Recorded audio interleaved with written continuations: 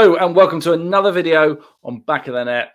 I'm Mr. Tiggs and I'm here today with Tony Funnell. We're going to do our special Bournemouth news roundup and football news roundup because there's a lot to talk about. And we're also going to do our Super Six, the only real league that matters.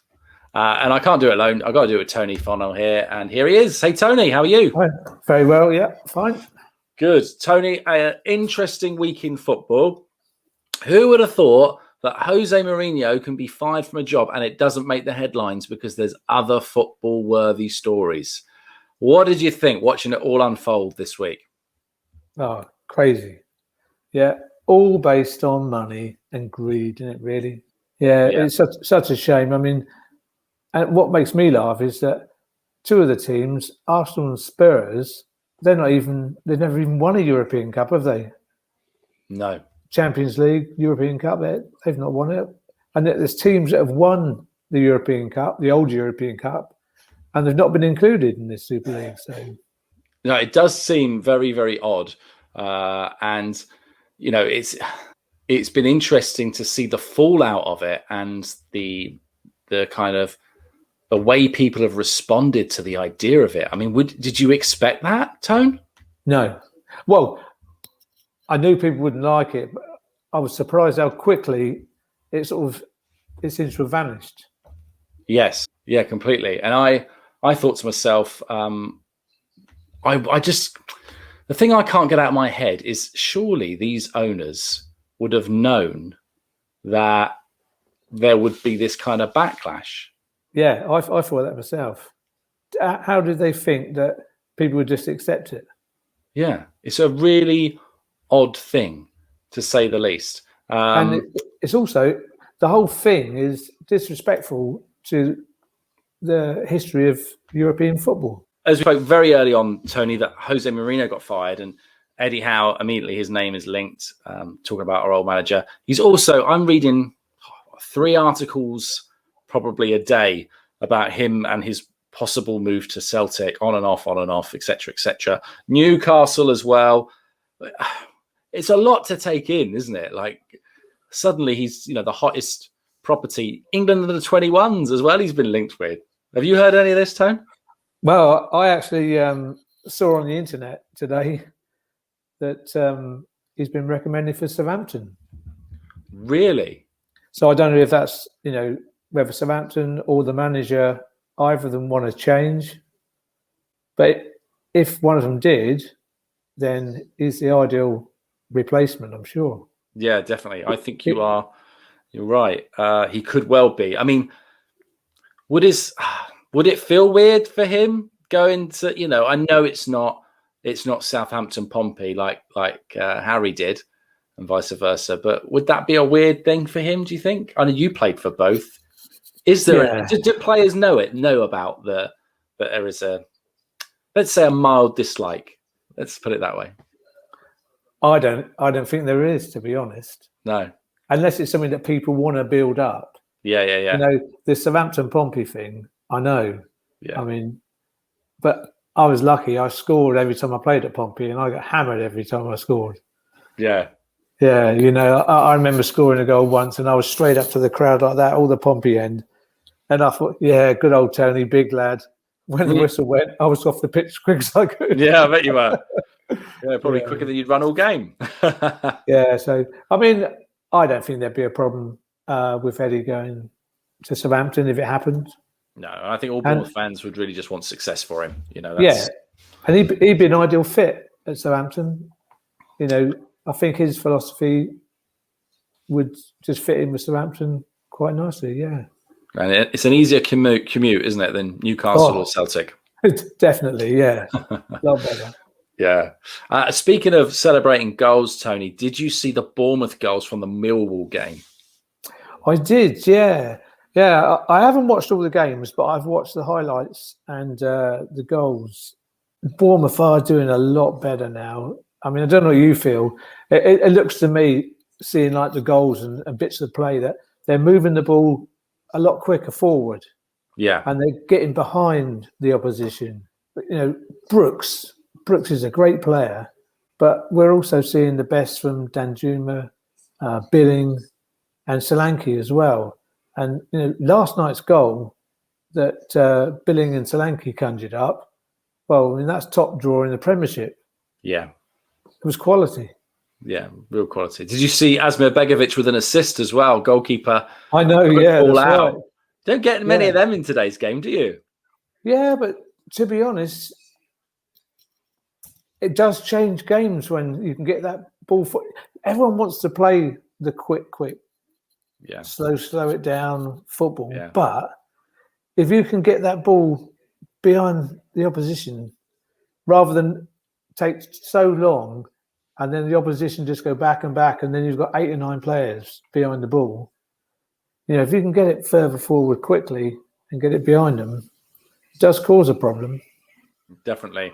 One thing that we did find out yesterday, Tony, or probably over the last 2 days, is that barring a miracle, Bournemouth's any hopes of automatic promotion are dashed now, which we can readily accept because we haven't been great all season. But what we do know is, barring a miracle for Reading, we are certainly in a playoff place. That's it. We've secured it. Our goal difference is so superior, you could call it a point, really. So that is an exciting thing, isn't it? That we can sit here today and we can say, well, definitely we are. We're going to play at least 2 more games at the end of the season. Their performances are better than anyone else at the moment as well. Yeah. So if they can keep that going, they're the team that everyone's worried about. Rightly so. For sure. Yeah. Rightly so. Yeah, we are looking threatening all the time, which is really, really good. And all we need to do now, Jonathan Woodgate is very keen on cutting out any mistakes. He says he's a defender, so he loves clean sheets. So it's good if you can get that and you can get the attacking performance as well, isn't it? And you can score the goals. That's right. Yeah, definitely. Yeah. Brilliant. Well, that's our news roundup for today. And now we're going to do our Super Six.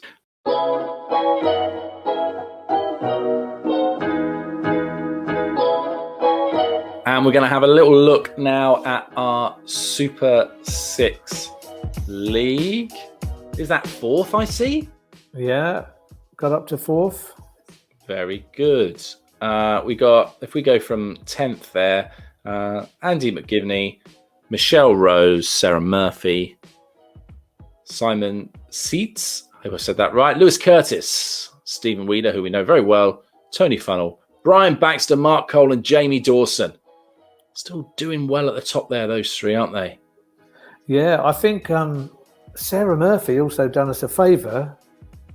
Like Jamie Dawson, she forgot to put her selections in. Oh, what does it sound like? No, I don't know if it was Saturday or Wednesday, but one of the days she didn't get them in. Oh, no. Sarah, what were you thinking? What were you thinking? I've done it before. You've done it before, Tony. I've done it, yeah, so join the club. And how did you get on generally over the last, because we've had 2 game weeks, haven't we? So yeah, pretty good. Well, or if I go with the hot shots first, last Saturday, round 50, joint first was Danny Beale and Tom Jordan. Yeah, both with 10 points. Is that our Tom Jordan? That is our Tom Jordan. Yeah, it come up as Thomas. That's his posh name, isn't it? Tom. Yeah, that's his telephone name. Yeah, real life is Tom. Yeah. So yeah, Danny Beale and Tom Jordan 10 points, and Sam Nell 3rd place with 9 points. But last Saturday was a nightmare. It didn't go to form at all. I actually drew a blank, didn't score any points. Oh really? So 10's low for hot shots, isn't it? I mean that is a low score generally speaking. We normally get higher than that. Well, I was surprised when I saw I didn't get any points, and lucky enough I stayed in the top 5 because other people were struggling as well. Everyone struggled. Must have been a funny one, that one. To be fair, we know that was a funny one because Bournemouth were the only team in the top half, I think the top 8 teams in the Championship to win. Yeah. So, it's unsurprising, really, when you look at it that way. Okay, what about the next game week, Tony? How did that one go? Yeah, the round 51 for the hot shots on Wednesday was first Matthew Stevens with 18 points. Brilliant. Second place, Andrew Purdy with 17 points. And then, like we said last week, 5 players all finished up with 16 points. That's incredible. Yeah, James Smith, Mark Cole, Dan Simmons, Steve Butler, and Lee Seal. Wow. But nobody got 20. Nobody's getting 20 anymore, No, Tony. What's going on? No. It's because we're at the business. We're at this end of the season, and you start getting, don't you? Those teams who could well get relegated suddenly putting on a crazy performance to pull themselves out the mire. Well, I was just going to say, you're saying that's what I was going to look at. Last week, Newcastle, West Ham. I put West Ham. I think most people did. Yeah. Brentford, I thought a good home win. Watford, a good away win. That's what it was like last Saturday. It's a nightmare. But anyway, let's turn over my pages. Well, I've got them for Saturday. A new page, a new try, a new start. Here we go. Let's have a little look at the games that we got coming up. So the first one we got QPR against Norwich. Tony, Norwich are still chasing that elusive win to make them the champions, because we know that they're going to be promoted, but they still need to get some wins to finally secure the championship. What do you think the score is going to be here? Norwich 2, QPR 1. You'd expect so, wouldn't you? I mean, you can't imagine they'd lose 3 in a row, Norwich. No, I hope not.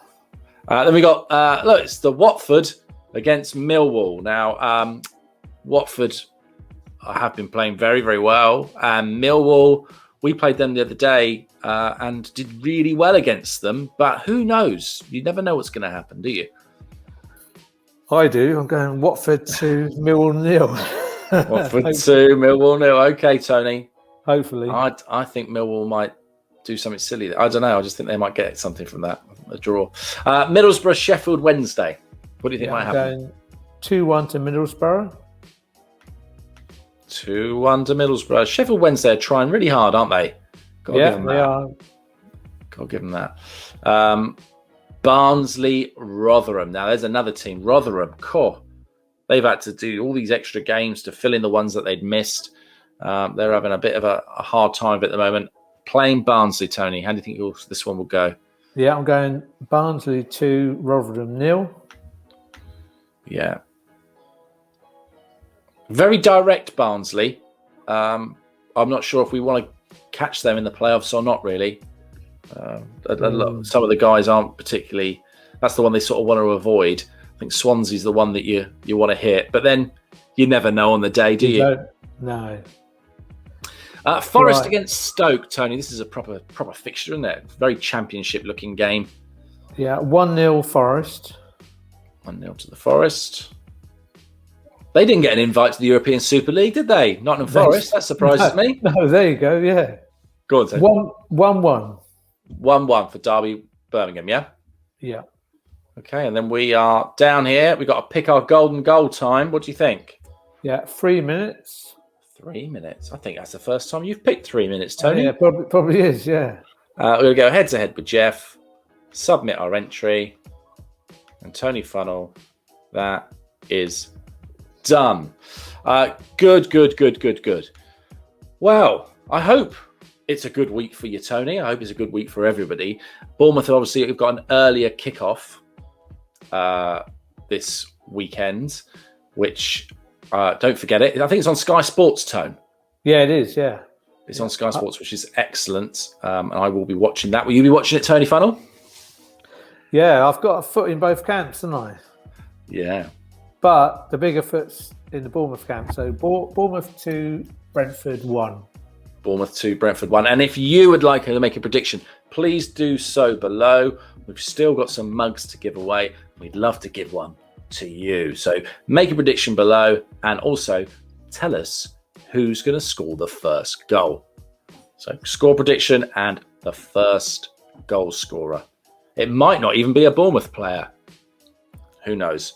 Although we do play... Solanke. Solanke. Tony Funnell's going with Solanke. He really wants that mug. So Solanke and a 2-1 win for Tony Funnell. I'm going to reserve my judgment for later on. I'm going to see what you all put in the comments below. Thanks ever so much for joining us today and going through the fixtures and our news. And we look forward to seeing you again next week. Should we say goodbye, Tony? Adios. Adios.